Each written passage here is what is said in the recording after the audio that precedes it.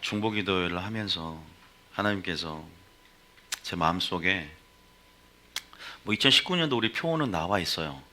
하나님의 우선순위를 알고 신앙의 본질을 따르는 삶을 계속 주셨어요. 그래서 달력도 그렇게 만들어 놨고, 그런데 부재가 될까요? 하나님께서 너는 올 한 해는 예수님을 바라본 한 해, 믿음의 주요 나를 온전케 하신 예수를 바라보라. 그리고 믿음의 대제사장이신 우리 예수를 깊이 생각하고 바라보라라고, 너의 삶의 기준이 되라고.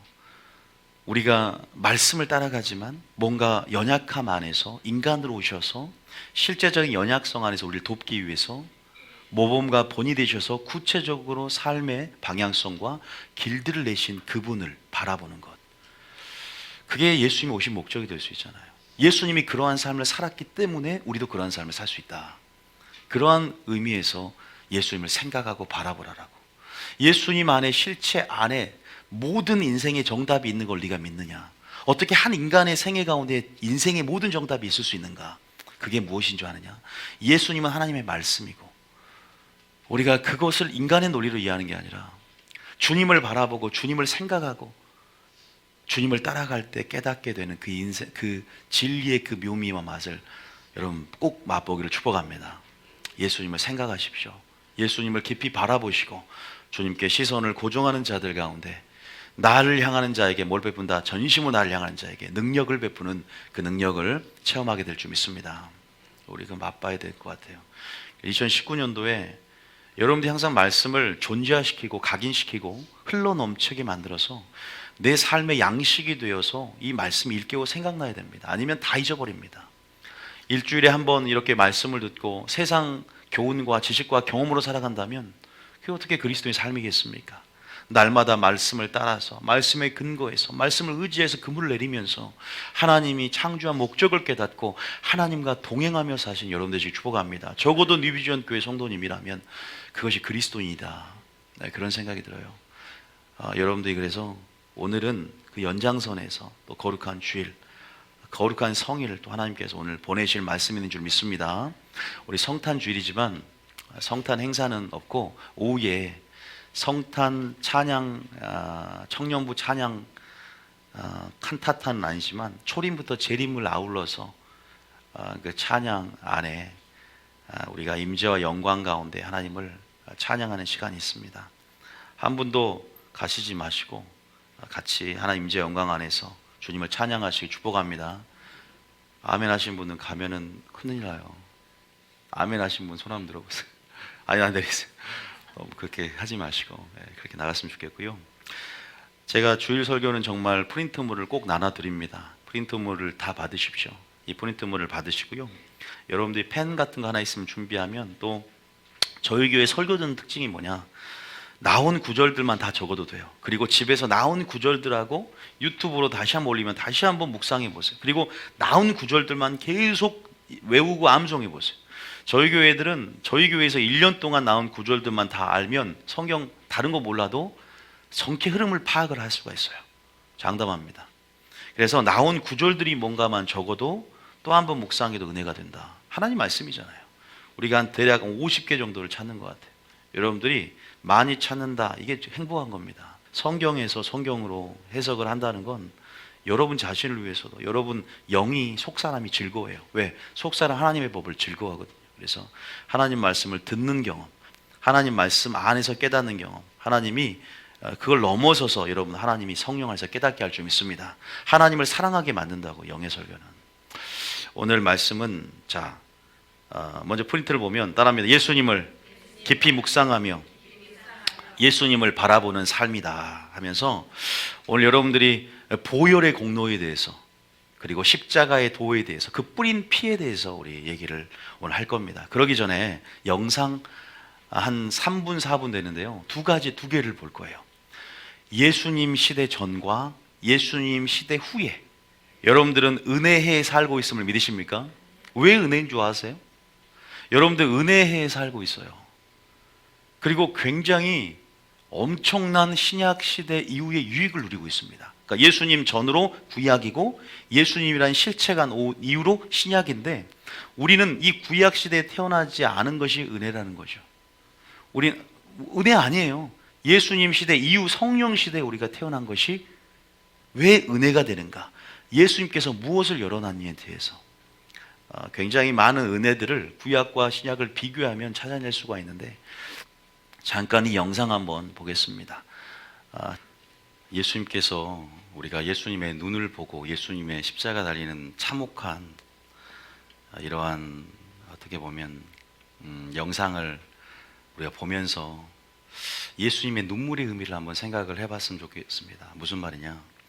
예수님께서 눈물을 흘리신 게 십자가의 무거움 때문은 아닙니다. 주님이 여러분처럼 또 눈물 보이신 분도 있지만 여인들에게 말해요. 너는 나를 위해서 울지 말라 그래요. 무슨 말인지 아십니까? 예수님이 흘린 눈물은 십자가의 무거움 때문이 아니라, 물론 하나님의 관계 속에서 죄가 되고 저주가 되어서 하나님과의 친밀함의 영역이 3일 동안 단절이 된다는 그 아픔이 일단 있었고, 또 더 큰 눈물은 예루살렘 성이 무너뜨려지고 많은 인간들이 내가 십자가에 못 박혀 죽었음에도, 죄에서 해방되었으며 다시 죄의 종노릇하고 은혜를 하나님께서 새교골을 만들면서 다시 한번 죄의 종노릇하는, 또 죄를 짓는 그 모습에 가슴이 아파하는 거예요. 우리의 눈물이 혼에서 나옵니까? 그냥 슬퍼서, 슬픈 장면 보니까 눈물이 나오는 게 아니라 영에서 나와야 돼요. 영에서. 영의 눈물은 나를 깨닫게 하고 나를 변화시킵니다. 내 눈물은 혼인가 영인가?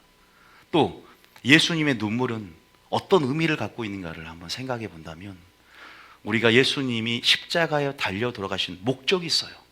그냥 십자가 달려 들어가서 죄에서 우리를 구원하기 위해서만 하나님께서 진 게 아니라 수많은 목적이 있어요. 그게 가장 큰 게 뭔지 아세요? 이제 오늘 결론 내리겠지만, 우리를 죄에서 종노릇 하지 않고 은혜에 합당한 삶을 살아내고 거룩한 삶을 살아내라는 겁니다. 믿습니까? 그것이 하나님께서 우리에게 지속적으로 말씀하시는 음성임을 믿으시기 바랍니다. 일회성이 아니에요. 단 한 번의 무엇이 아닙니다. 우리가 날마다 죽을 때까지 우려야 될 줄 믿습니다. 너와 내 자녀에서 울고, 그것이 하나님께서 우리에게 지금 성탄절에 그냥 태어나서 인본주의로 쇼하고 축하하고 행사하고, 사람을 위해서 하는 교회가 너무나 많아요.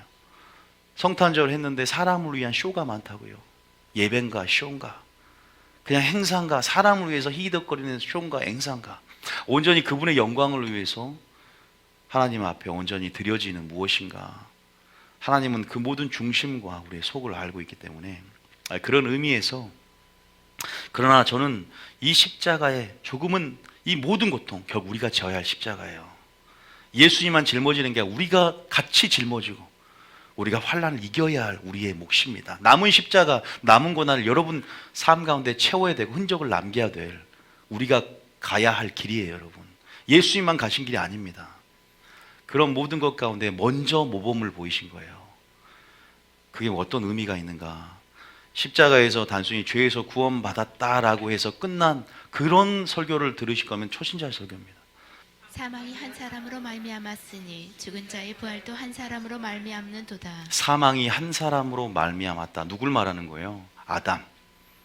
또 예수님 두 명을 비교하는 거예요.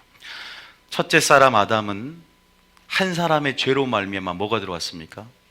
사망이 들어왔고 저주가 들어왔고 질병이 들어왔어요. 그런데 한 사람의 순종으로 말미암아 생명이 들어왔고 축복이 들어왔고 복이 들어왔습니다. 그 한 사람, 인성 100% 하나님이 인간이 되시 오신 예수님을 말합니다.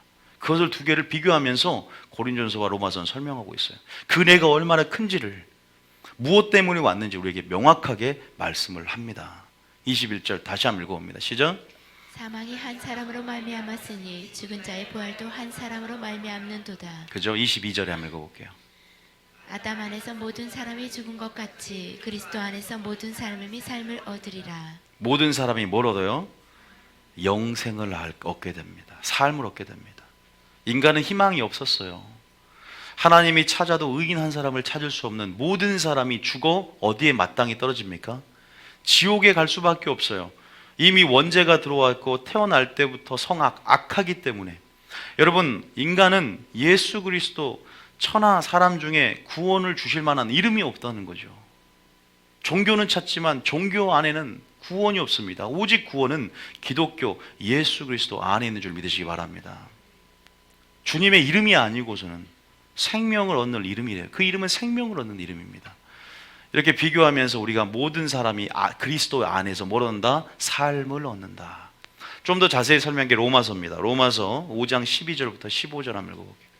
로마서 5장. 여러분들이 로마서 5장을 로마서를 읽어보면 많은 기독론과 이 안에 예수님에 대한 부분들이 많이 나오게 되죠.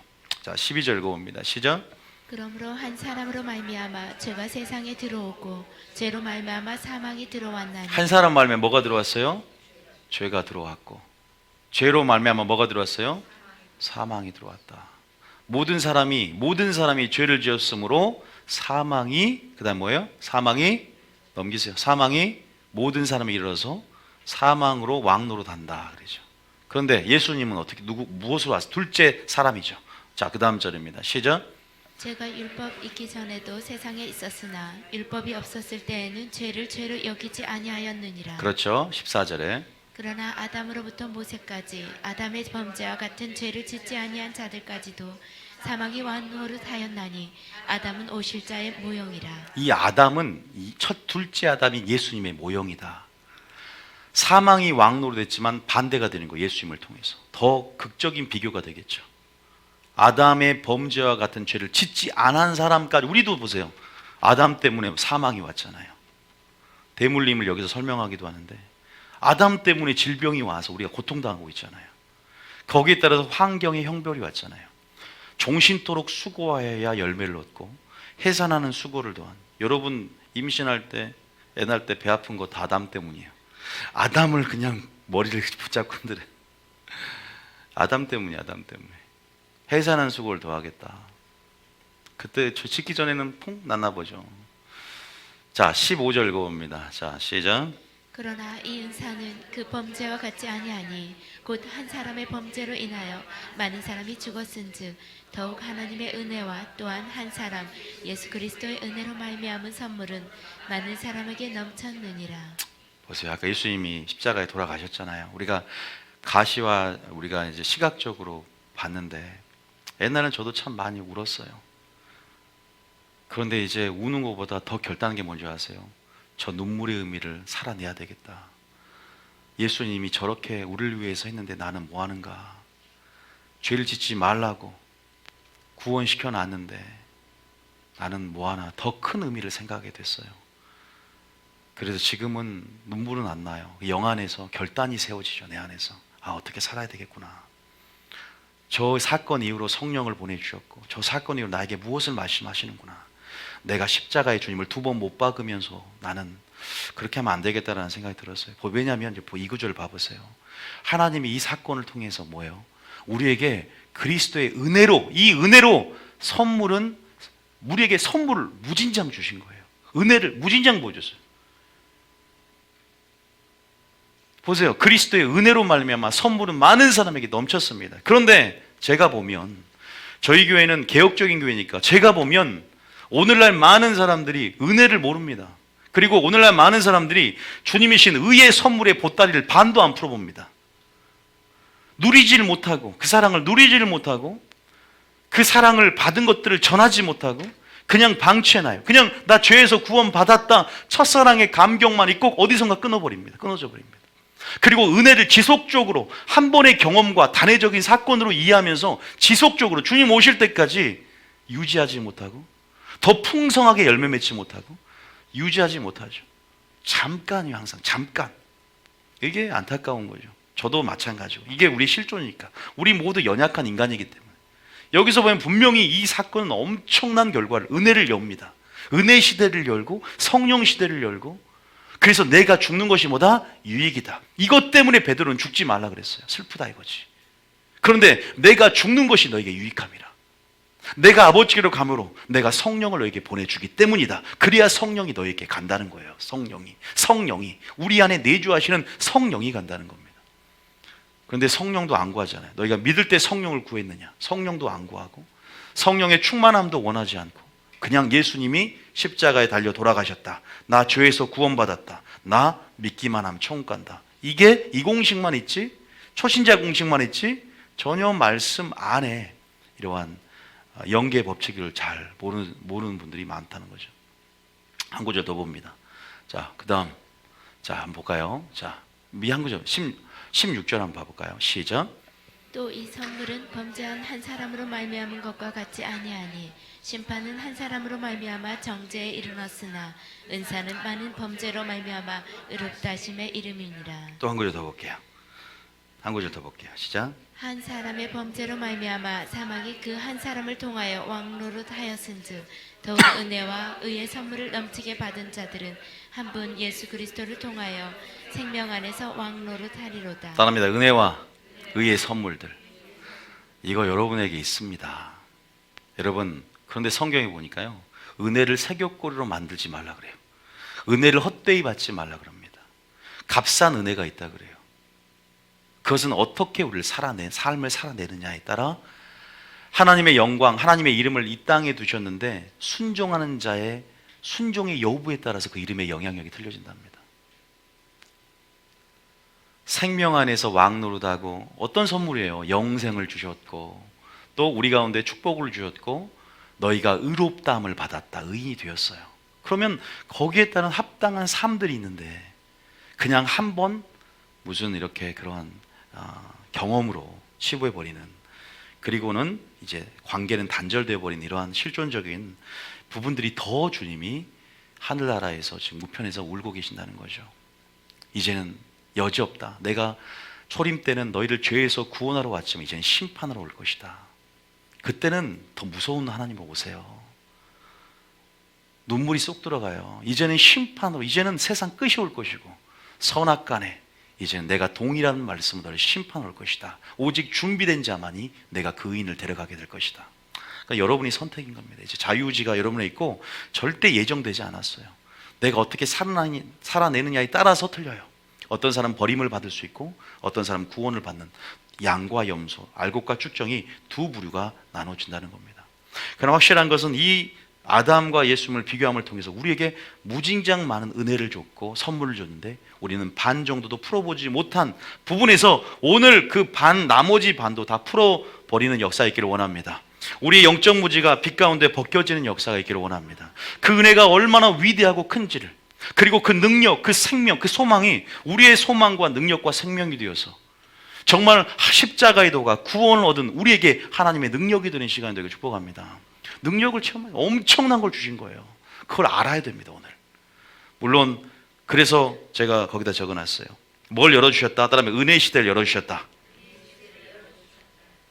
그리고 두 번째, 담대함과 확신을 주셨다. 그다음에 담대함과 확신, 요거예요. 요거 뭐든지 담대함과 확신이 주님 때문에 이제 열어졌습니다.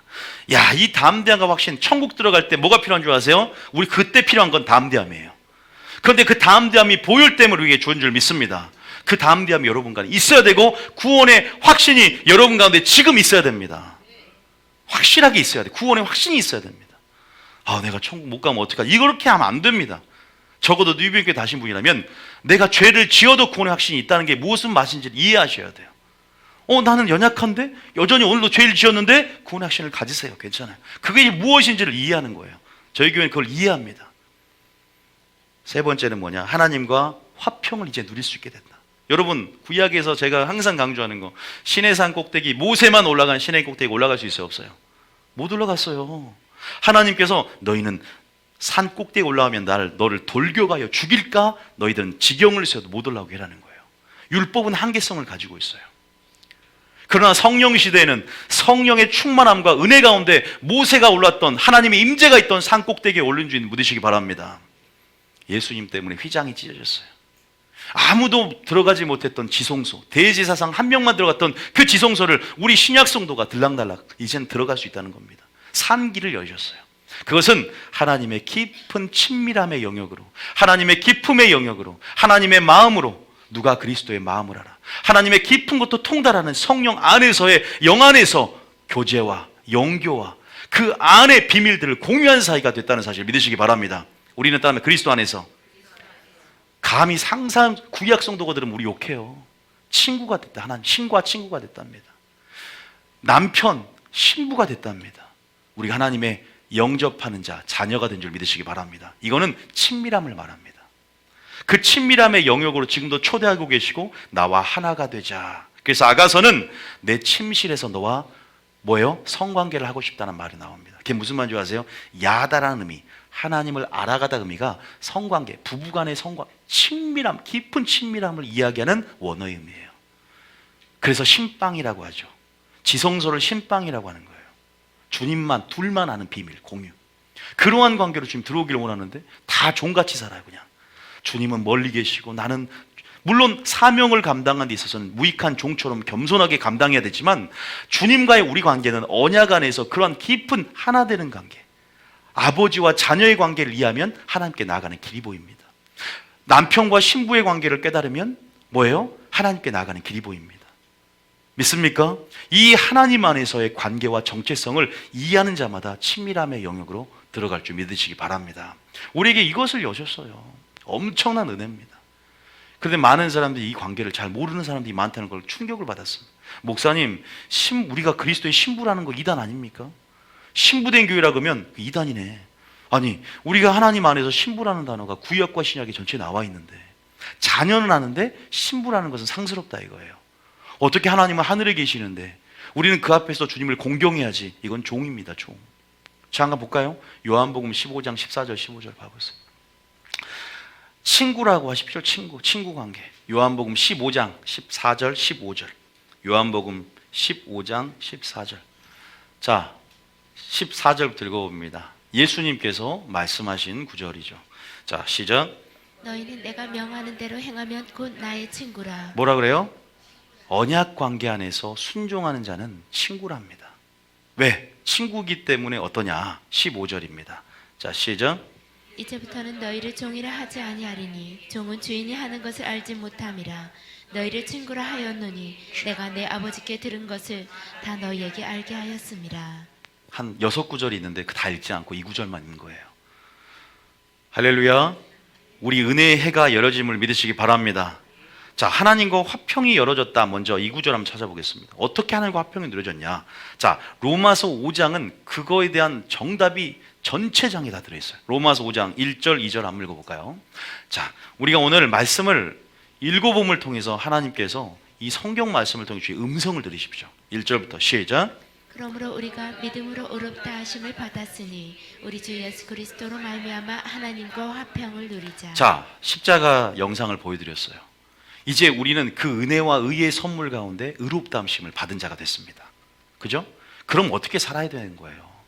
하나님과 어떤 게요? 화평을 누리시길 축복합니다. 감히 그럴 수가 없었다니까. 지성소도 들어가지 못했고 하나님이 나아가는 데 있어서 죄인들이 나아갈 담대함이 주어지지 않았다는 거죠. 죄 때문에. 뭐 때문에? 죄 때문에.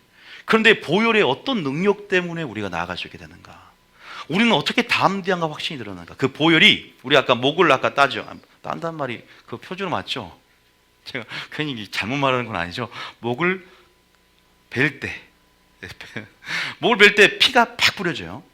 정확하게 동맥을 자르기 때문에 그럴 때 피가 어디에 뿌려집니까? 바로 우리의 양심에 뿌려진다는 말이 있어요. 그럼 변화가 돼요.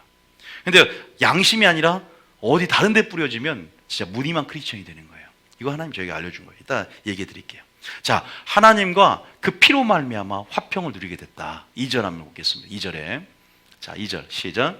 또한 그로 말미암아 우리가 믿음으로 서 있는 이 은혜에 들어감을 얻었으며 하나님의 영광을 바라보고 즐거워하느니라. 근데 안 나가는 게 문제예요. 제가 저번에 설교했지만 지성소로 별로 가기가 싫어.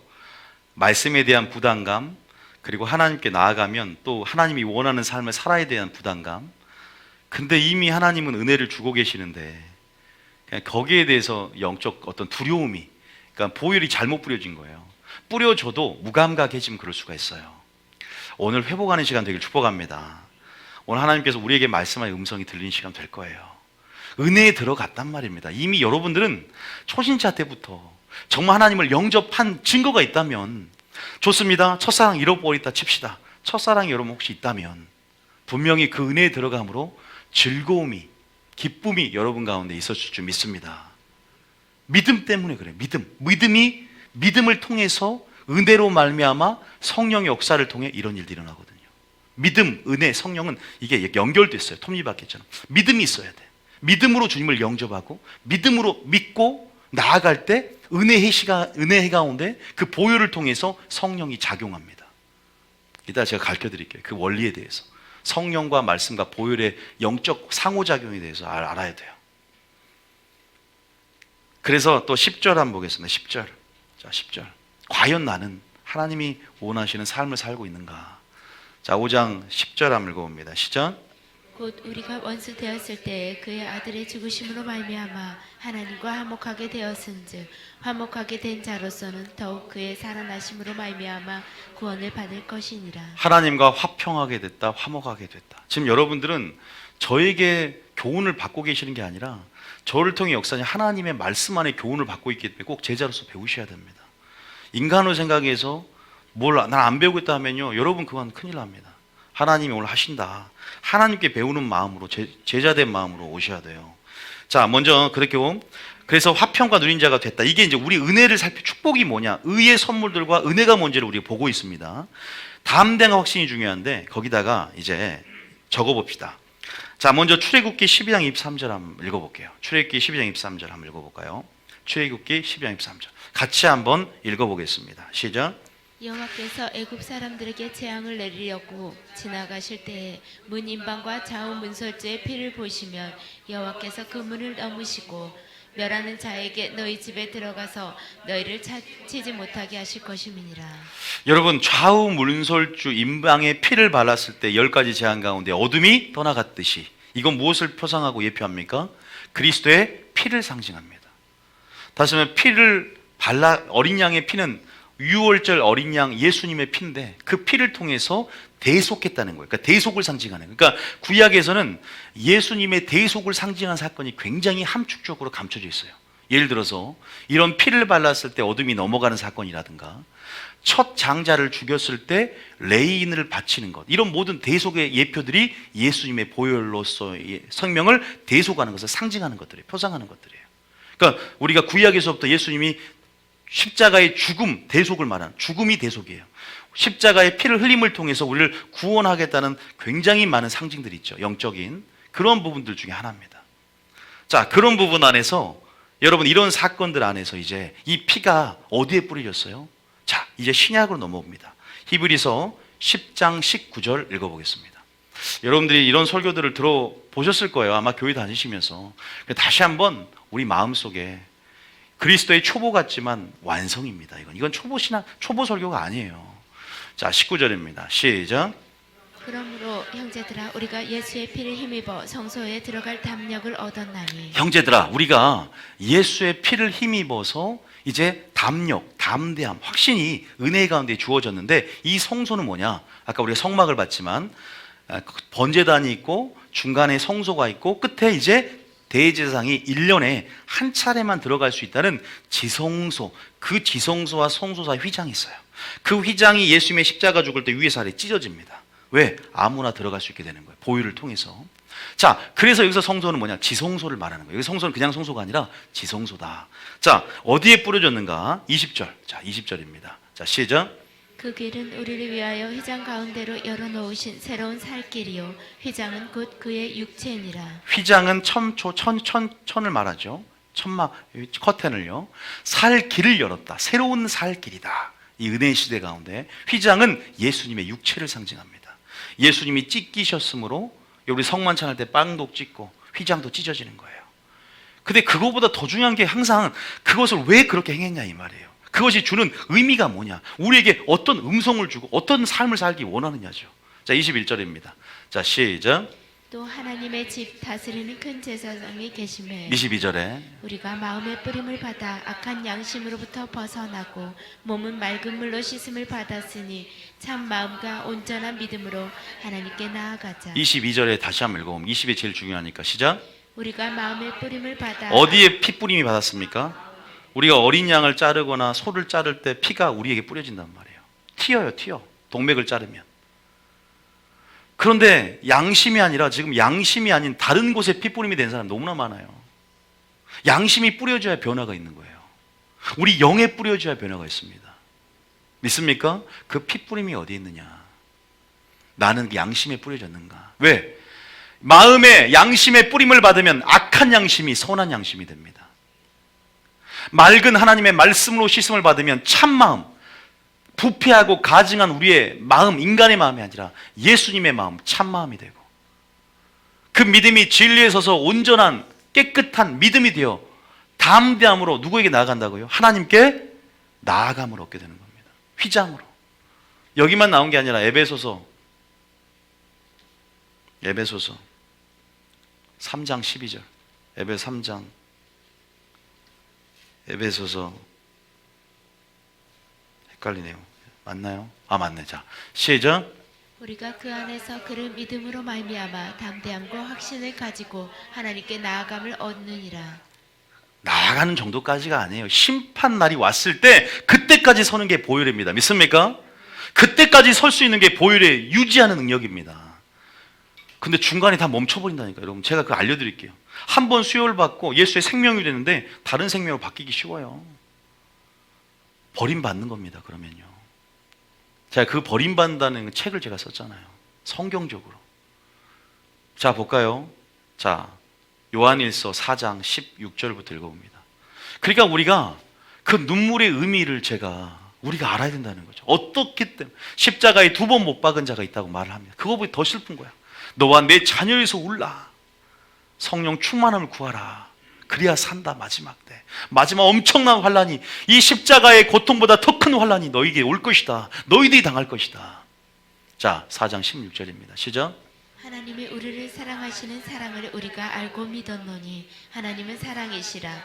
사랑 안에 거하는 자는 하나님 안에 거하고 하나님도 그의 안에 거하시느니라. 여러분, 생각해 보십시오. 이런 설교 원색적으로 하는 사람을 좋아하겠습니까? 안 좋아해요. 왜? 성경대로 전하니까. 예수님 핍박을 받아요.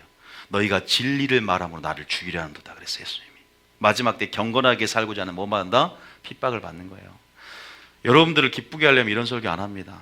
구원 받았으면 찬양만 하지. 근데 정확한 걸 제시해야 되는 거예요.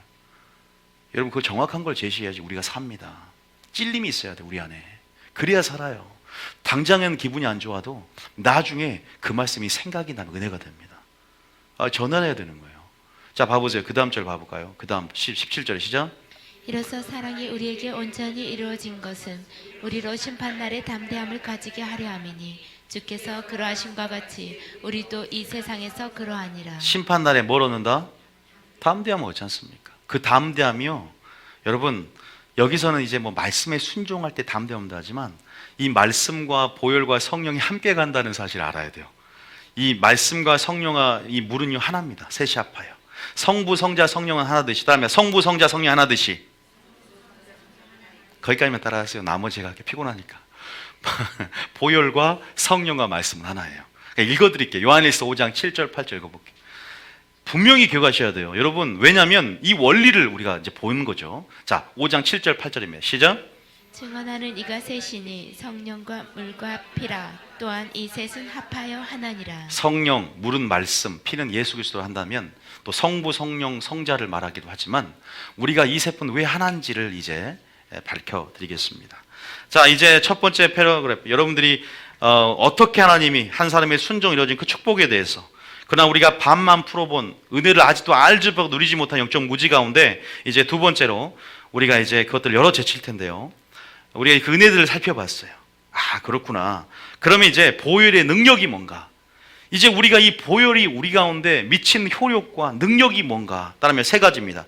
능력으로서 깨달아야 돼요. 여러분 따릅니다. 하나님 나라는 말이 있지 않다.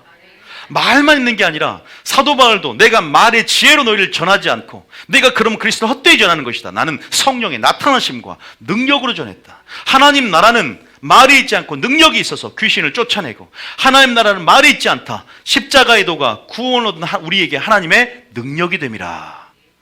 이 복음이 말로만 전하는 것이 아니라 성령과 능력과 큰 확신도 된 것이니라. 항상 능력이 있어야 됩니다. 타 종교는 능력이 없어요.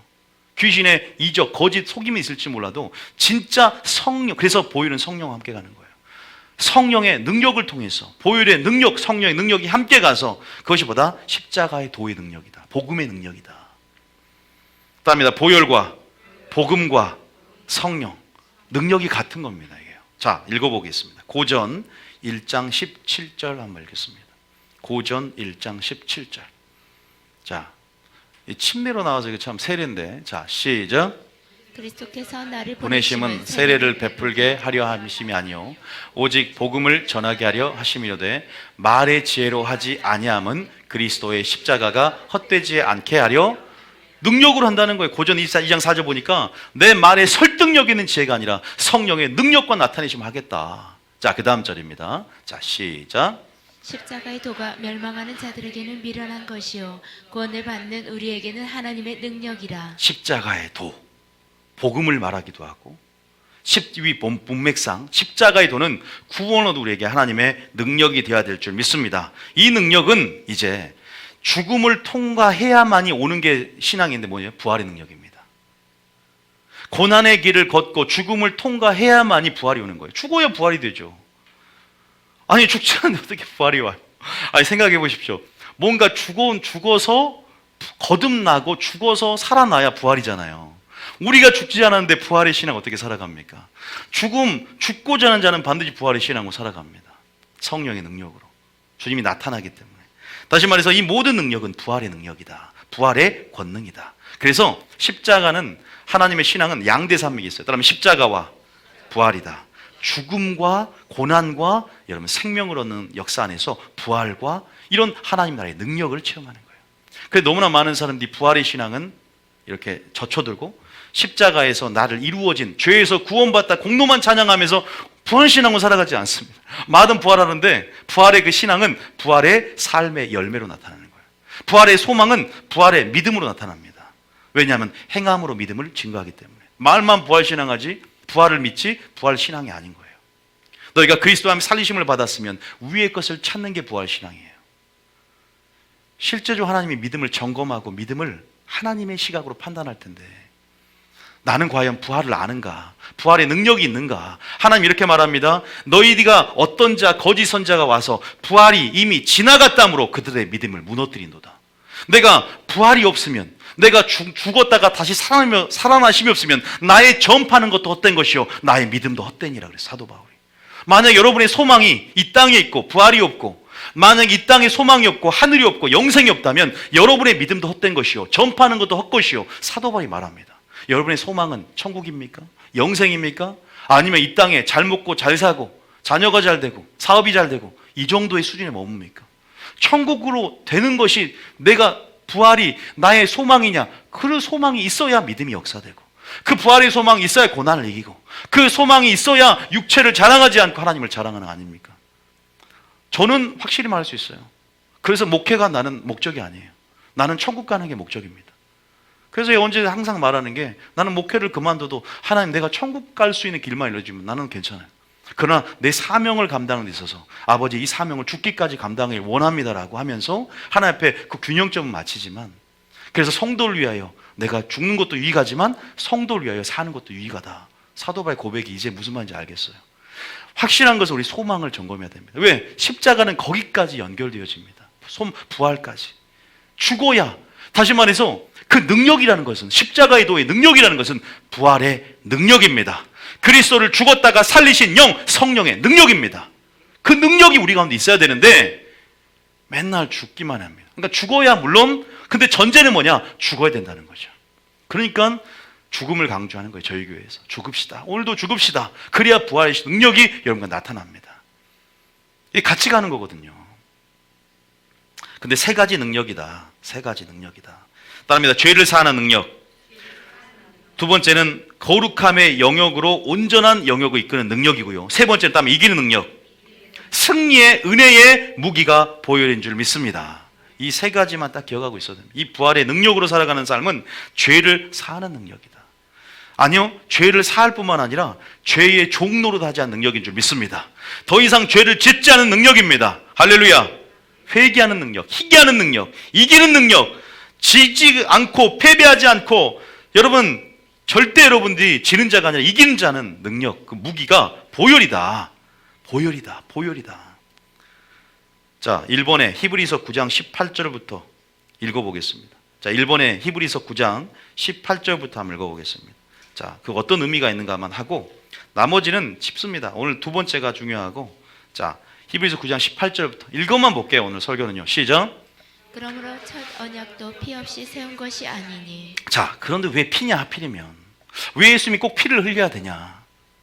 그러니까 왜 피를 흘려야 되냐? 우리가 피를 흘린다는 것은 우리도 죽어야 된다는 거거든요. 왜 예수님이 먼저 피를 흘렸냐? 왜 첫 언약의 시내산 언약의 사건 가운데 예수님의 피를 예표하는 친한 언약 때 왜 그때도 염소나 송아지의 피를 왜 흘리게 만들어서 그 피를 뿌리고 백성에게 뿌리고 또 단사면에 뿌리면서 왜 그렇게 했냐 이 말이에요. 따릅니다. 피에는 생명이 있다. 여러분, 예수님이 신약시대에 피채 먹으라 했어요? 먹지 말라 했습니까? 지금도 피채 안 먹는 게 좋아요. 왜? 피에는 생명이 있기 때문이에요. 4가지를 금했어요. 예루살렘 공회 때 피채 먹지 말아라고. 예, 4가지 있는데 4가지 다 말하면 또 시간이 가기 때문에 한 가지만 피채 먹. 지사님 4가지 오늘 한번 말씀할 기회를 드릴까요? 아니 맞아요. 4가지 있는데 한번 읽어보겠습니다. 자, 그건 제가 이따 알려드리고 일단 18절 읽었고요. 자, 그 다음 19절에 자 22절이 나오니까 어차피 19절 시작. 모세가 율법대로 모든 계명을 온 백성에게 말한 후에 송아지와 염소의 피 및 물과 붉은 양털과 우슬초를 취하여 그 두루마리와 온 백성에게 뿌리며 그 다음 절입니다. 이르되 이는 하나님이 너희에게 명하신 언약의 피라 하고. 우리가 모세오경을 보면 이 언약의 피는요 메리트라 그래요. 이 언약이 메리트. 하나님께서 애굽에서 백성을 이끌어내신 이유가 언약을 시내산을 맺기 위함인데 이제 내가 너의 하나님이 되어주겠다. 너는 나의 백성이 되어 언약 백성이 되라 그렇고 언약식을 체결하는데 그냥 체결한 게 아니라 피를 딱 흘리게 만들어. 염소와 황소에 피를 딱 흘리게 만든 이유가 뭐냐. 바로 피를 담보로 생명을 담보로 너는 나와 언약을 맺었다는 거예요. 만약에 나는 신실하게 언약을 지킬 거야. 너희 하나님이 되줄 거야. 그런데 네가 생명을 담보로 내가 피를 흘렸기 때문에 예수의 피를 상징하겠죠. 너도 언약을 어기면 이 피값을 치르게 될 것이라는 거예요. 이게 베리트 의미예요. 원어의 베리트. 쪼갠 고기라는 거죠. 아브라함과 맺은 횃불 언약에서 쪼갠 고기. 이거 몰라야 됩니다. 여러분들이 어려우면 쪼갠 고기란 뜻이에요. 이르되 너는 하나님이 너에게 명하신 새 언약의 피죠. 지금도 마찬가지야. 유효하죠. 자, 그래서 이 피는 대속의 피고 거기만 끝나면 안 돼. 언약의 피가 돼야 돼요. 자, 여기까지는 좀 어렵죠? 자, 21절입니다. 시작. 또한 이와 같이 피를 장막과 섬기는 일에 쓰는 모든 그릇에 뿌렸으니. 정결하게 되니까 피는 정결하게 능력이 있어요. 자, 22절입니다. 자, 모든 걸 보혈로 덮는 거죠. 예수 이름으로 하고 보혈로 하는 거예요. 22절입니다. 시작. 율법을 따라 거의 모든 물건에 피로써 정결하게 되나니 피 흘림이 없은즉 사함이 없느니라. 그래서 예수님이 우리 죄를 위해서 피를 흘리신 거예요. 대속하신 거예요. 죄를 짊어지신 것입니다. 그래서 양에게 안수함으로 죄를 정가는 거예요. 그래서 목을 이렇게 멱을 이렇게 긋는 거죠. 자, 피에는 생명이 있다. 자, 어디 나온 말이냐? 레위기 17장 11절입니다. 레위기가 제사법이죠. 17장 11절 한번 읽어보겠습니다. 시작.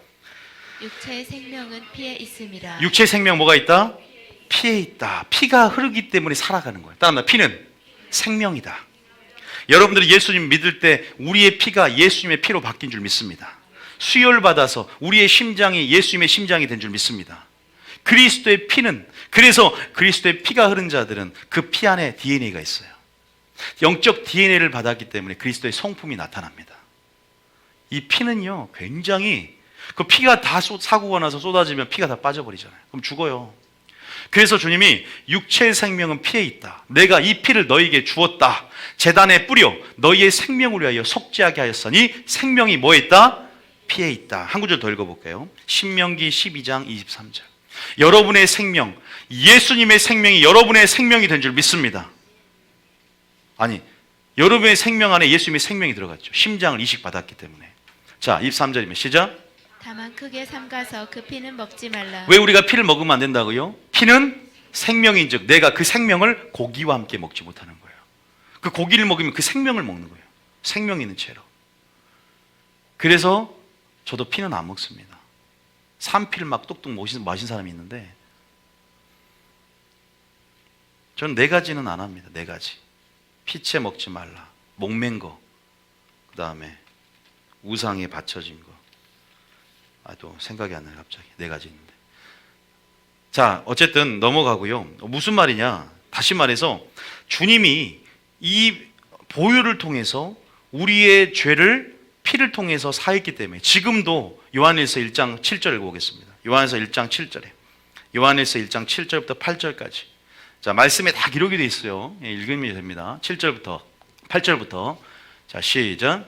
9절 죄송합니다. 9절이요. 자, 시작. 만일 우리가 우리 죄를 자백하면 그는 미쁘시고 의로사 우리 죄를 사하시며 우리를 모든 불의에서 깨끗하게 하실 것이요. 할렐루야. 우리를 모든 불의에서 깨끗하게 하신 줄 믿으시기 바랍니다. 희귀하는 능력이고 깨끗하게 능력입니다. 여러분, 어떤 사람들은 내 죄가 이렇게 크기 때문에, 가늠한 여인이기 때문에 나는 돌로 맞아 죽을 수밖에 없다, 나는 더 이상 주님이 날 용서하지 않는다. 왜? 나는 계속 죄를 짓거든. 여러분이 1000번을 짓든 10,000번을 짓든 진심으로 전심으로 회개를 하면요, 한 번 회개하면 그 지었던 과거의 죄는 흔적도 없이 얼룩도 남기지 않고 지워집니다. 믿습니까? 나만 쓴뿌리가 남아서 안 지워졌을 거라고 생각하고 나오는 거예요. 담대하면 안 지워져요. 그런데 성령은 그것에 확신을 줍니다.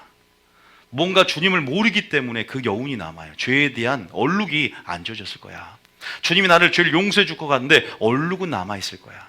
아니요, 흔적도 없이 동의서이 먼 것처럼 깨끗하게 하신다고 하면 주님도 그 기억에서 망각해 버리십니다. 잊어버리세요, 주님도.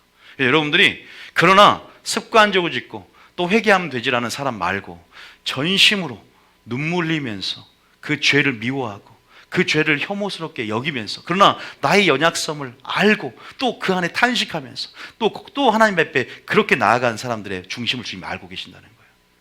저는 그렇게 하나님이 쉽게 여러분을 버리는 분이 아니라는 걸 알고 있습니다. 하나님이 쉽게 여러분들을 포기하지 않는 분임을 알고 있습니다. 아니요, 아버지가 자식들을 어떻게 포기합니까? 그러나 버림받는 건 무슨 말이냐? 내가 내 의지를 갖고 집을 떠날 수 있다는 거예요. 탕자처럼. 내가 절벽에 떨어질 수 있고, 내가 스스로 다른 걸 먹고 죽을 수 있고, 주님은 끝까지 기다려주시고 오래 참아주시지만 내가 내 자유를 지금 하나님께 떨어져 나갈 수 있다는 거예요. 그래서 하나님의 오래 참음이 구원이 될 줄 믿으시기 바랍니다. 그 길이 참으심과 용납하심과 풍성하심을 네 고집과 회개하지 않는 마음을 쫓아 멸시하느냐? 그럼 버림받는 거예요. 지금 죄에서 멈추셔야 됩니다. 지금 죄의 종로에 멈추셔야 됩니다. 그 죄가 주님을 2번 십자가에 못 박으면 하나님 앞에 제가 저라도 말씀드려야죠. 아니, 정말 그래요. 우리가 부족해요. 어떻게 죄를 안 짓고 예수님처럼 완전함이 이릅니까? 그러나 온전해고자 하는 중심을 보고, 여러분, 아기가 이제 아장아장 걷는데 너 그렇게 못 걸어서 때립니까? 아니잖아요. 그 믿음의 단계와 분량이 있어요. 좀 못해도 초신자 다루는 거하고 목회자 다루는 거 틀리지 않습니까? 그 상황에 맞게 주님이 똑같이 상대적이 아니라 절대적으로 다룬다면 누가 구원을 받아요? 그러나 초신자라도 그 마음에 계속 주님을 향한 온전함으로 나가고자 하는 그 중심 안에서, 물론 세상과 겸하여 섬길 수 있고 여러 가지 상황이 있지만 그런 부분에 주님이 그 중심을 보시고 또 오늘도 회개하기를 원하시고 그러면서 그렇게 나아가는 거지. 만약에 장성한 분량만, 정말 예수님처럼 온전한 믿음만 천국 들어간다면 지금 심판이 왔다 그러면 초신자는 다 지옥 가야죠. 그런 거 아니에요. 그러니까 우리가 구원에 대해서 오해가 굉장히 많아요. 버림받는다 그래서 주님은 다 버림받고 하는 게 아니라, 쉽게 버림받는 게 아니라 우리가 어떤 죄가 있어요. 그런 죄들이 습관적으로 지금 회개하지 않는 마음이 가장 악한 겁니다. 그래서 오늘도 하나님 주님 앞에 돌아보면서 어찌할 거라는 심령으로, 그래 부족하지만, 부족함을 알지만 잘 안 되지만 끝까지 끈질긴 믿음을 갖고 주님께 매달리며, 또 이것들이 화인 맞지 않고 주님의 음성을 들을 때 오늘 회개하고 또 내일도 주님에 엎드릴지라도 주님 앞에 끝까지 기도하고 나가시 축복합니다. 저는 그래요. 저도 잘 안 끊어진 죄가 있더라고요. 징하해요, 징해. 진짜 이 육체의 욕심이 주님 믿고 목회자가 되면 끊을 줄 알았더니 안 끊어진 것도 굉장히 많더라고요. 야, 그래서 하나님 앞에 그것 때문에 또 엎드려요. 주님 엎드리면 또 안 돼요. 또 엎드려요. 그러면 됩니다. 아니, 그런다고 해서 어차피 또 엎드리면 되니까, 이거 아니에요. 이런 마음까지 보신다, 이 말, 제 말은. 그러니까 참 사람, 하나님이 요 말을, 나는 너의 행위를 보지 않고 네 중심을 보고 네 환경을 참작하고 네 동기를 본다는 거죠. 믿습니까? 이런 의미에서 구원을 생각해야지, 저희 교회 오신 분들이 구원의 기준이 뭐 버림받을 수 있다고 하니까 너무 자기 마음대로 해서 그래요. 아니 설교 한 편 듣고 어떻게 구원을 압니까? 구원의 길을. 적어도 1년 이상, 2년 이상 들으면서 아, 저래서 김원주 목사가 담대함과 확신을 가진과 동시에 두렵고 떨림을 가지란 말이구나. 이걸 이해하는데 한 편 설교만 듣고 야, 이 목사는 뭐 정죄하냐? 죄를 그럼 누가 구원을 받냐? 이렇게 이상한 소리를 하더라고요. 제가 보면. 안 그래요. 그러니까 한번 여러분들이 열린 마음을 가지고 이렇게 한번 이걸 들어보셔야 돼요.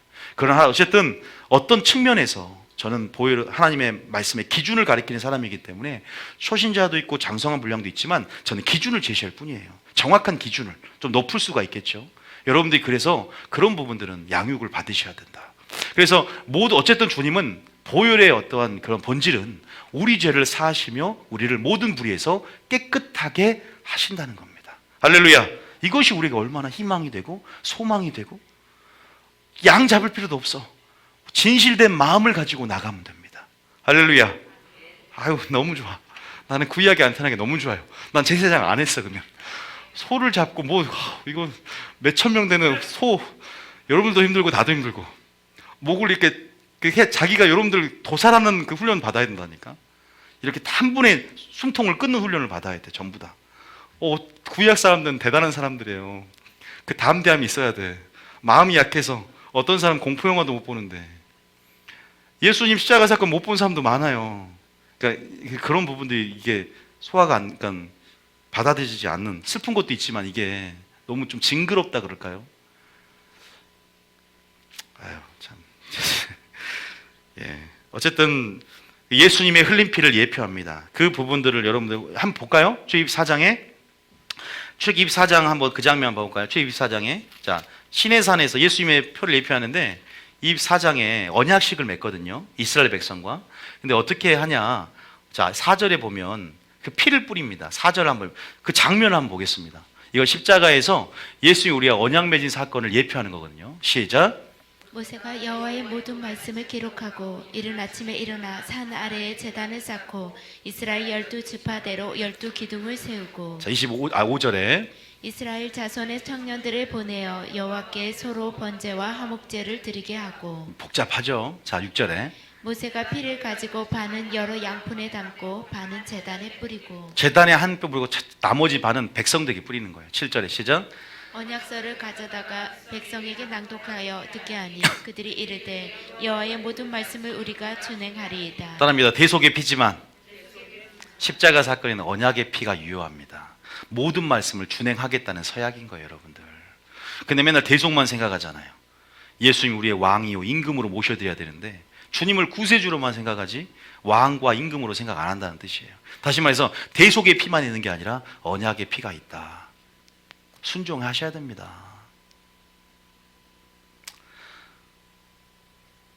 자, 그 다음 8절입니다. 자, 시작. 모세가 그 피를 가지고 백성에게 뿌리며 이르되 이는 여호와께서 이 모든 말씀에 대하여 너희와 세운 언약의 피니라. 언약의 피. 불연속성도 있지만 이런 연속성 안에서 언약은 유효하다는 거예요. 이걸 모세오경이 자세히 배울 거니까 관심 있으신 분들, 아니 저희 교회 성도는 다 배워야 돼요. 3월 달에 시작합니다. 이게 진짜 정확하게 뭐냐, 구약에서부터 차근차근 배우셔야 돼요. 지금 저도 이게 설교 때 잠깐 맛만 보이는 거 죄송해요. 이 기원부터 시작해서 아브라함부터 시작해 이걸 보여드려야 되는데 여러분들 이걸 배워야죠, 성경을. 그래야 다음에 말씀의 깊이만큼 계시가 깊어진다. 말씀의 깊이만큼 회개가 깊어지고요, 회개의 깊이만큼 부흥이 온 겁니다. 다시 말씀이 내가 얼마나 갖고 있느냐에 또. 그러니까 이 짧은 시간에 이거 제가 그래서 1시까지 설교하고 싶어도 또 주일 설교이기 때문에 한계가 있더라고요.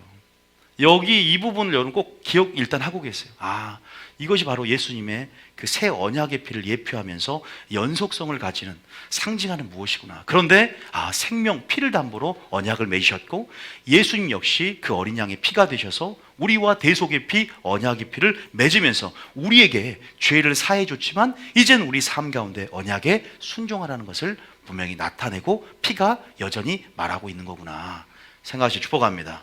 그걸 얘기하고 있어요. 그리고 그 피는 바로 어떤 능력을 갖고 있냐? 죄를 사하는 능력이다. 이것만 해도 엄청나잖아요.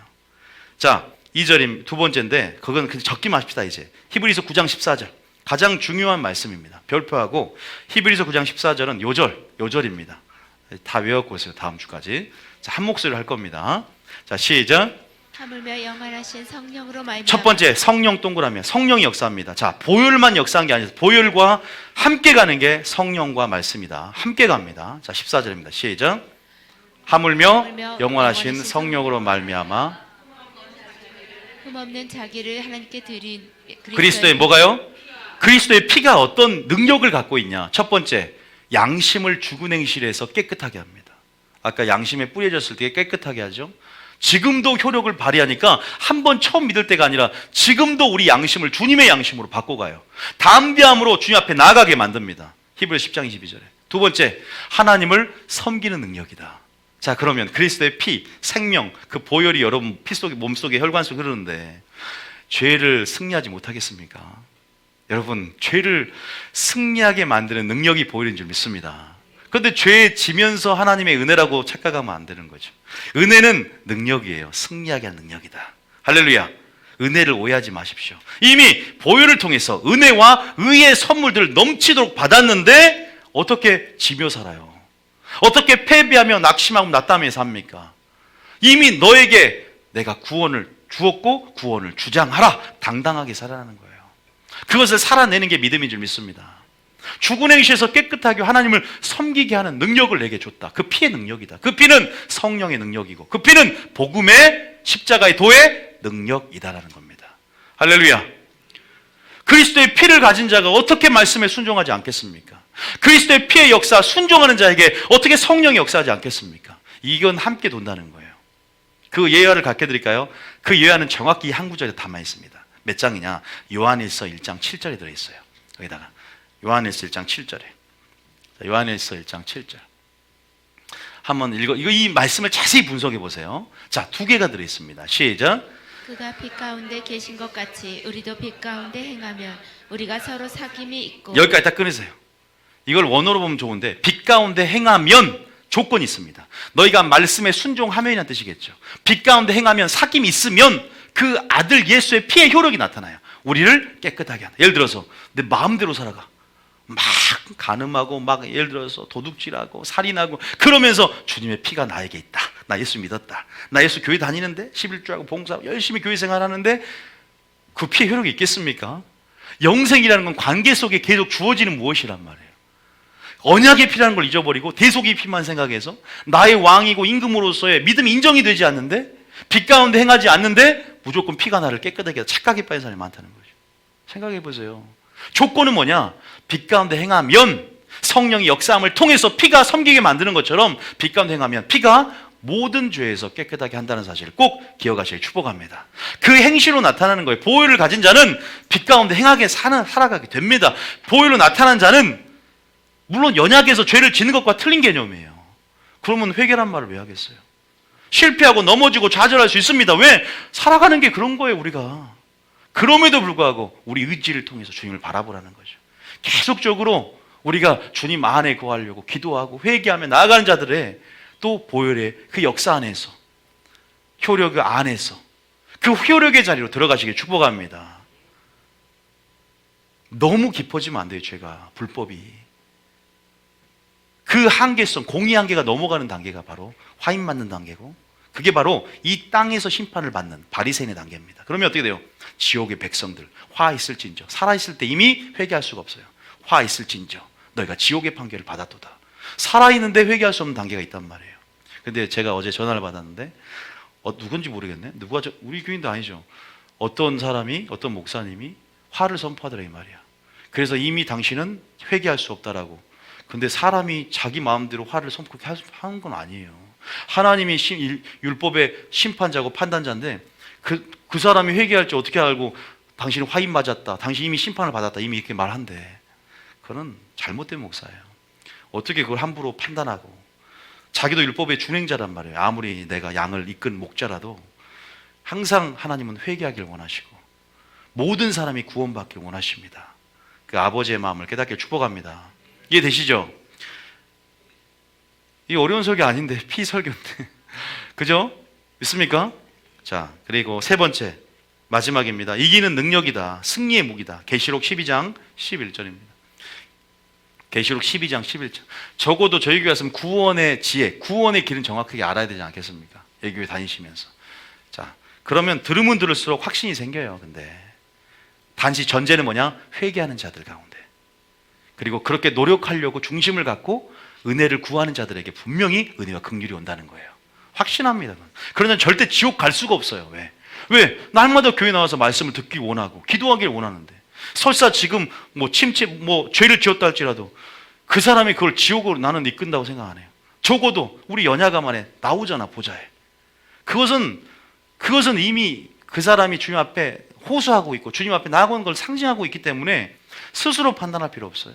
그 사람 이미 하나님 인정한 자예요. 불쌍히 지금 은혜를 주실 것들 하나님이 기다리고 있고, 때로는 지금 은혜를 주고 있는 거예요.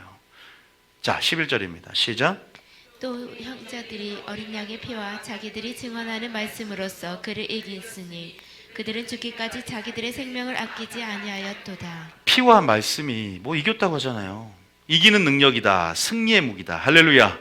우리가 한 손에는 반드시 은혜의 무기를 들어야 될 줄 믿습니다. 그리고 깨어서 그 은혜의 무기로 나를 죽이고 은혜의 무기로 마귀를 대적하시길 축복합니다. 이미 십자가에서 질병과 가난과 저주를 가져가셨고, 우리에게 가난케 하시면 부욕케 하시며 우리 가운데 승리를 주기 위함이요, 우리를 구원의 확신 가운데 구원의 역사를 맛보기 위해서 이미 모든 것을 이루었고, 우리는 2000년 전 이 역사가 믿음 안에서 오늘 주장해낼 때 우리의 승리가 될 줄 믿습니다.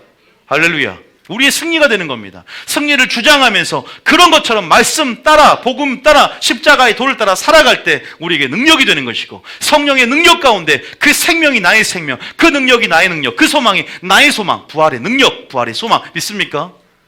주장해 내십시오. 살아내시길 바랍니다. 그 부활이 우리 가운데 있습니다. 그러나 문제는 뭐냐? 이제 구원을 받았어요. 주에서 의인 되었습니다. 이제는 합당하게 살았는데 우리의 방향성은 뭐냐? 이제 보혈을 받은 자로서 죽음으로 들어가는 거예요. 그러면서 동시에 부활의 능력으로 살아가는 건데, 다시 말해서 여전히 나는 죄인 중에 괴수지만, 날마다 죽지만 또 부활의 권세로 당당히 살아가는 거예요. 다시 말해서 죄인이지만 의인이 되는 것, 이런 둘 사이의 관계 속에 살아가는 거예요. 여전히 난 죄인 중에 괴수입니다. 주여, 그런 연약성 가운데 죄인이라 고백하지만 여전히 의인으로서의 당당한 예수님의 권세로 살아가는 삶. 참 아이러니하죠. 참 변기법적 관계에 있어요. 두렵고 떨림이 있지만 담대한 확신이 공존하는 삶. 이런 삶이 그리스도의 삶이라는 거예요. 너무 심각하면 구원파가 되는 거죠. 극단이 되는 거예요. 그래서 사도 바울의 고백을 보면 굉장히 담대해 보여요. 그런데 나는 죄인 중에 우두머리다. 나는 아무것도 할 수 없습니다. 나는 무익한 종이다. 아니, 이미 승리를 줬고 의인인데 왜 그런 고백을 하지? 왜 회개를 하지? 그러다가 극단적인 구원파가 되는 겁니다. 이게 뭐냐면, 왜냐하면 이미 완성을 줬지만, 이미 뭔가를 줬지만 아직 완성되지 않았기 때문이에요. 다시 말해서 집을 따지면 매매가 이제 나중에 이루어질 거고 지금 전세로 사는 거예요. 아직 혼인잔치, 다시 말해서 약혼을 했지만 아직 진짜 결혼은 주님 오실 때 법정적인 완전한 칭의가 이루어진단 말입니다. 지금 유보 상태라는 거예요. 종말론 쪽 유보 상태, 우리가 현세에 거하고 있는 겁니다. 우리의 삶을 따라서 그 상급이 결정이 된다. 그러한 부분들을 그 말씀을 이해하셔야. 그렇기 때문에 우리는 어떻게 살아야 될 것인가? 두 가지 마음이 공존하죠. 두 가지 삶의 방식이 있죠. 그래서 때로는 예수님의 선포, 의인된 삶에서 권세도 얘기하지만 회개해야 됩니다. 우리는 연약합니다. 더 주님을 의지해야 됩니다. 우리는 버림받을 수 있기 때문에, 마귀의 공격 가운데 총공격에 무너질 수 있기 때문에 우리는 돌파하며 나아가야 됩니다. 날마다 그런 얘기를 하는 거예요. 그래서 사도 바울이 뭐라고 합니까? 주여, 의의 말씀, 내가 믿음의 선한 싸움을 싸우고 믿음을 지켰다고 고백하잖아요. 그리고 내가 버림받을까 두려워한다라고 사도 바울이 고백해요. 그러면서 사도 바울은 굉장히 담대합니다. 천국 갈 걸 확신하고 있어요. 부활의 생명에 이루고자 하기 때문에.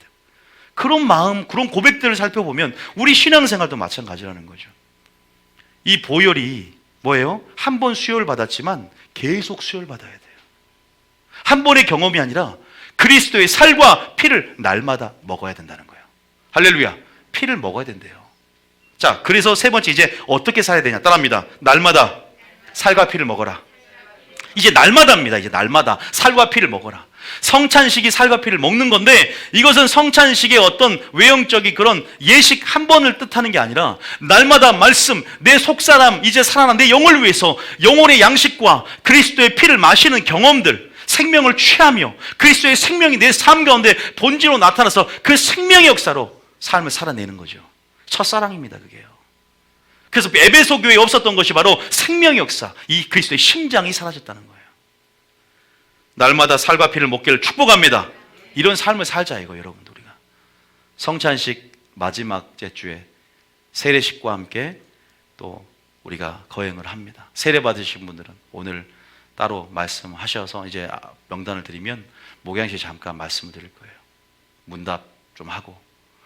여러분들 보시면 지금 여기 보면 요한복음 거기다 적으세요. 6장 55절부터 57절까지. 6장 55절부터 읽기만 하겠습니다. 자, 시작. 내 살은 참된 양식이요 내 피는 참된 음료로. 뭐가 맛있고 무엇이 맛있는 음료입니까? 나는 살과 피가 제일 맛있던데. 이게 바로 뭐냐? 주님을 먹는 거예요. 여호와 입에서 나오는 말씀을 따라 사는다. 여호와 입에서 나오는 말씀을 따끈따끈한 떡집, 베들레헴 빵집에서 빵, 예수님을 먹는 삶. 예수님이 나의 존재가 되고 존재화가 되고 말씀을 먹는 삶. 나의 존재가 득 넘쳐 흘러서 나의 체질이 되는 삶. 나와 예수님이 하나 되는 삶. 주합하여 한 영이 되는 삶. 그것이 그리스도께서 나를 위해 죽으시고 십자가에 돌아가신 목적이고, 그렇게 살리심을 받았은 즉 너희가 어떻게 살아가야 될 것인가.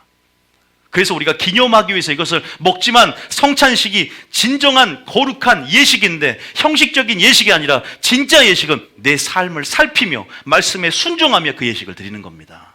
어떤 목사님들 세례 받아야 구원이 있다, 세례 안 받으면 구원이 없다 그러고, 성찬식 안 하면 그렇게 거기에 막 기를 기우는 사람이 있어요. 안 그래요, 여러분? 그거보다 더 중요한 게 있어요. 세례를 받아야 무조건 구원이 있으니까 세례 무조건 해줘야 된다. 그게 목적 아니라니까. 내가 너에게, 베드로가 사도 바울이 내가 너에게 세례를 주기 위함이 아니다, 복음을 전하기 위함이다, 뭐 이렇게 말하잖아요. 고린도서 몇 장인가요 아까? 자, 55절에 56절입니다. 시작. 내 살을 먹고 내 피를 마시는 자는 내 안에 거하고 나도 그의 안에 거하나니. 내 살을 먹고 내 피를 마시는 자는, 야, 저는 죄송한데 이러니까 설교가 길어지는 것 같아요. 왜? 여기 보니까 또 역사가 일어나잖아. 내 안에 거하고 그 안에 거한다는 성령 역사를 통해 요한일서에 나오거든. 지금 성령의 역사가 항상 일어나 봄. 피를, 그러니까 제 설교를 보면, 오늘 목사님 보혈 설교 안 했는데 보혈이 뚝뚝 흘러야 돼요. 왜? 말씀에 순종하라가 보혈 설교예요. 성령 역사를 강조한 설교가 보혈 설교입니다. 알아야 돼요. 여러분, 심장이 피가 흐르지만 뭐 우리가 이게 쳤다가 말씀에 순종하는 거고, 이 힘이 바로 성령의 역사고, 피가 흐르기 때문에 움직임이 있는 거예요. 보혈은 그런 거예요. 심장으로부터 피의 역사, 움직임이 있는 겁니다. 내 살을 먹고 피를 마시는 자는, 또 이건 말씀에 순종하는 자는, 예수님을 먹는 자는 하나님 안에 거한답니다. 믿습니까? 어떤 일이 일어나냐? 57절. 우리 성도들이 어떻게 살아야 되냐? 날마다 살과 피, 말씀과 보혈을 마셔야 되는데, 57절에 시작. 살아계신 아버지께서 나를 보내심에 내가 아버지로 말미암아 사는 것 같이 나를 먹는 그 사람도 나로 말미암아 살리라. 그럼 된 겁니다. 자, 두 번째는 뭐냐? 제가 부활의 능력 보려면 먼저 뭐 해야 된다? 죽어야 된다 그랬죠. 우리 신앙은 죽기까지 죽음을 보이셨던, 사랑을 보이셨던, 순종을 보이셨던 예수님을 닮아가는 것. 다시 말해서 우리의 목표는 죽음이다 될 줄 믿습니다. 내가 너희를 사랑한 것 같이라는 기준, 죽음으로 사랑했듯 너희도 그 기준까지 와야 된다. 너희가 형제를 위하여 목숨을 버리는 것이 마땅하도다. 왜? 내가 너에게 본을 보였기 때문에 나의 명령은 당위성을 가지고 있다. 내가 순종을 했기 때문에 너도 그렇게 따라오는 것이다. 내가 아까 우리 영상 봤잖아요. 그렇게 본을 보이는 것은 우리도 십자가를 짊어지고 나를 부인하고 나를 깨트리고, 그래야 뭡니까? 내가 죽고 주님이 나타남을 통해서 진정한 하나님 나라의 능력, 부활의 능력을 맛볼 수 있게 된다. 그것이 진짜 내가 죽었기 때문에 주님의 생명으로 사는 삶이고, 내가 죽었기 때문에 주님의 소망으로 사는 삶이고, 내가 죽었기 때문에 주님의 능력을 풀어놓는 삶이라는 겁니다.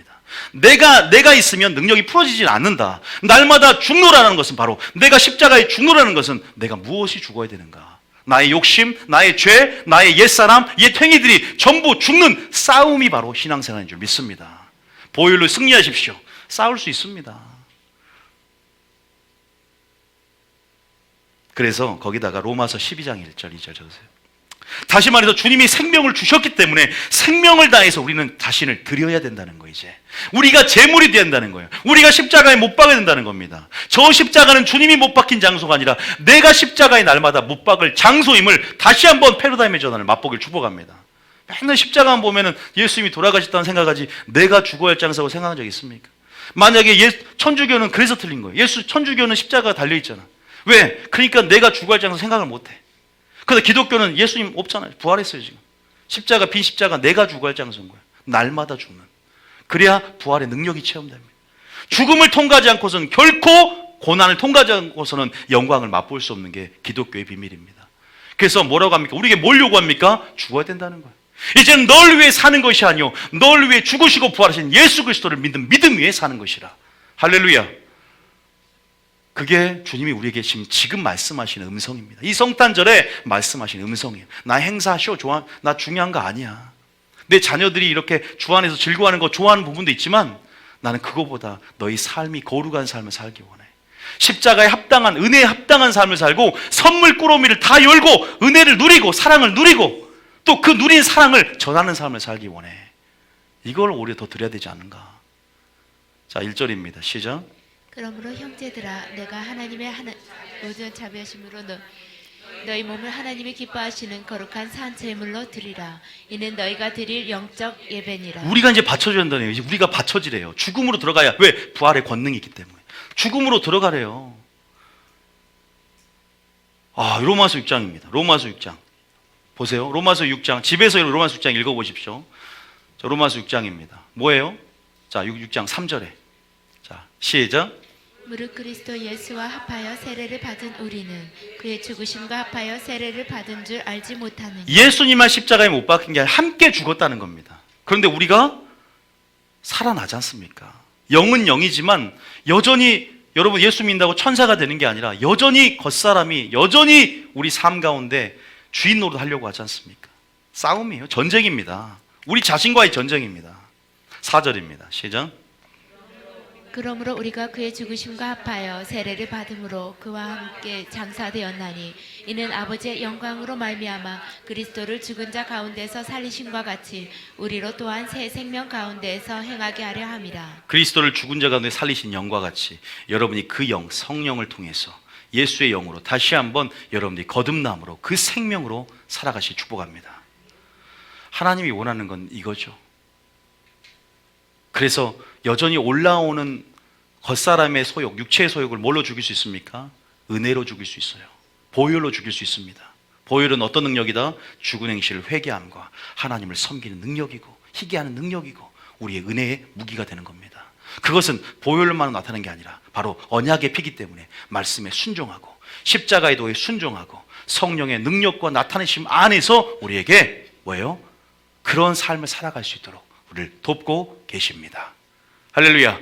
그럼 성령 충만을 구하셔야겠죠. 말씀을 듣고 말씀에 순종하는 빛 가운데 거하는 행하는 삶을 살아내는 자, 주님의 관계 속에 늘 있는 자들 가운데 보혈의 장막 안에 보혈의 효력이 계속적으로 미치게 되는 거죠. 한 번에 보혈의 능력 경험이 아니라 지속적인 보혈의 능력을 경험할 수 있도록 지속이 문제인 거예요. 유지가 문제예요. 끝까지 구원을 견디는 자는 구원을 얻으리라. 끝까지가. 근데 다 성령시하겠다 육체로 마치는 게 왜 그래요? 변질돼 버리는 거예요. 분명히 우리가 이 말씀이 경각심이 되고 우리가 그리스도의 십자가 다신 다시 한번 그 목적을 깨달으면서 나아가기를 축복합니다. 마지막에 나머지 세 번째는 뭡니까? 세 번째 말씀은 요한일서 1장 7절 말씀입니다. 저거만 봅시다. 요한일서 1장 7절 한번 읽어보겠습니다. 자, 시작. 그가 빛 가운데 계신 것 같이 우리도 빛 가운데 행하면 우리가 서로 사귐이 있고 그 아들 예수의 피가 우리를 모든 죄에서 깨끗하게 하실 것이요. 그죠? 우리 아까 제가 설명을 했습니다. 한글 더 보면 히브리서 6장 2절부터 3절부터 자 4절부터 읽습니다. 시작. 한번 빛을 받고 하늘의 은사를 맛보고 성령에 참여한 바 되고 5절에 하나님의 선한 말씀과 내세의 능력을 맛보고도 그 다음에 타락한 자들은 다시 새롭게 하여 회개할 수 없나니 이는 그들이 하나님의 아들을 다시 십자가에 못 박아 드러내놓고 욕되게 함이라. 아까 제가 두 번째 십자가에 자신을 죽이라고 했는데 여전히 십자가에 주님을 또 못 박은 사람이 분명히 있단 말입니다. 뭐 저라고 안 했겠습니까? 저라고 안 그랬겠습니까? 우리가 나의 손을 주의 손에 포개고 나의 발을 주의 발에 포개며 함께 죽었는데 그 십자가의 전달자가 되지 못하고 그 십자가를 욕되게 하고 다시 한번 십자가 주님을 또 못 박는 자가 아니었나. 주님이 하지 말라는 것 했고 주님 만지지 말아야 할 것을 만졌고 주님이 우리에게 말씀하시는 보혈이 지금도 우리에게 음성을 주는데 그 부분에서 우리가 이런 자들이 되지 않기를 축복합니다. 여러분 이미 은혜를 맛봤기 때문에 은혜에 합당한 삶을 우리가 살아내는 은혜 시대의 삶을 여러분 살아가기를 축복합니다. 성령 시대에 그 은혜의 능력, 성령의 능력을 체험하는 여러분 되시길 축복합니다. 그 피가 우리 양심에 뿌려지기를 축복합니다. 우리가 이걸 알고 누려야 됩니다. 먼저는요. 알고 누리십시오. 이미 하신 일들 가운데 알고 사랑을 누리십시오. 그래야 전할 수 있는 자가 되죠. 할렐루야. 마지막으로 여러분들이 답을 달아보세요. 제가 이제 여기서 오늘 설교를 마치고 뉴비전 교회에서 배운 우선순위가 있다. 자, 우리가 왼쪽은 그냥 기성교회에서 배우는 것들이었어. 그래, 예수님 피는 대속이야. 우리를 죄에서 구원해줘. 예수 우리의 구세주야. 그 십자가는 주님이 못 박힌 장소야. 근데 우리 교회에서 오늘 이 말씀을 듣고 오른쪽을 답해 보셔야 돼요. 어떻게 답해야 돼요? 자, 대속이 아니라 뭡니까? 이제는 바로 모범이다. 다시 말해서 여러분들이 예수님이 십자가에서 돌아가신 일회성, 단회적인 한 번의 죽음만 생각하는 것이 아니라 이제는 공생의 기간 동안 다시 말해서 우리 가운데 뭘로 왔어요? 말씀으로 오시고 참 진리로 오신 살리는 영으로 오신 예수님 뭐라고 합니까? 내가 너희를 사랑한 것 같이라는 기준을 공생의 기간 동안 본이 되시고 길이 되 살아내셨어요. 그거를 본받고 그렇게 주님을 닮아가라고 했던 이제는 그 모범이 우리 삶 가운데 들어와야 된다는 거예요. 다시 말해 따르면 대속이 아니라 대속도 포함하니까 모범이다. 주님 당신 나의 모범입니다. 그 길을 내가 따라가겠습니다. 그 발자취 따라가기를 원합니다. 당신이 2019년도에 나의 기준이 되길 원합니다. 당신은 참 진리로 오셨습니다. 당신은 대속으로 오셨지만 먼저 두 번째는 참 진리로 오셔서 참을 제시하시고 나의 모든 말과 행동과 생각의 기준을 제시하러 오셨습니다. 이거를 생각하는 성탄절 되게 축복합니다. 두 번째입니다. 구세주가 아니라 뭐다? 왕과 임금이다. 이제 당신은 나의 왕입니다. 임금입니다. 이렇게 내 삶 가운데 모범으로서 예수님이 왕과 임금이 되기를 축복합니다. 세 번째, 이제는 주님이 못 박힌 장소가 아니라 어디다? 날마다 내 자신이 죽는. 이제는 십자가 볼 때마다 내가 죽어야지. 누가 먼저 죽어요? 믿음 있는? 내가 믿음 없는 사람 먼저 못 죽어. 내가 죽자 차라리. 그래, 내가 죽으면 여러분 한 사람을 말미암아 한 사람의 죽음으로 모든 사람이 화평하게 됐듯 그 화목하는 직책을 여러분이 죽음을 통해서 감당하게 될 때 하는 거예요. 나 한 사람 희생하면 되는 거 아니에요? 하늘이 밀어져 떨어져 죽지 않으면 그대로 있고 죽으면 많은 열매를 맺는다는 거예요. 한 사람이 먼저 죽으면 되지 않아요? 내가 죽으면 교회가 살아요. 서로 이기려고 하면 열매를 맺죠. 근데 그 한 사람 반대 하나님이 갚아준다는 거예요. 죽지 못하니까 내가 어떻게든 살려고 하니까 못 죽고 희생하지 못하죠. 희생하려 드세요. 죽으려 드세요. 섬기려 드세요. 그런 자에게 열매가 있는 겁니다. 다시 말해 날마다 우리 욕심과 정을 또 못 박은 장소가 되시기를 축복합니다. 다시 말해서 이 삶을 지속적으로 날마다 유지하며 끝까지 내하며 살아내시기를 축복합니다. 할렐루야. 마지막 알지 않은 말씀 갈라 2장 20절 말씀 읽고 찬양 틀어주세요. 갈라디아서 2장 20절. 자, 갈라디아 2장 20절. 이것이 오늘 이 설교 가운데 우리의 음성으로 듣기를 원합니다. 같이 한번 심각하게 결단하면서 읽어보겠습니다. 시작. 내가 그리스도와 함께 십자가에 못 박혔나니 그런즉 이제는 내가 사는 것이 아니요 오직 내 안에 그리스도께서 사시는 것이라. 이제 내가 육체 가운데 사는 것은 나를 사랑하사 나를 위하여 자기 자신을 버리신 하나님 아들을 믿는 믿음 안에 사는 것이라.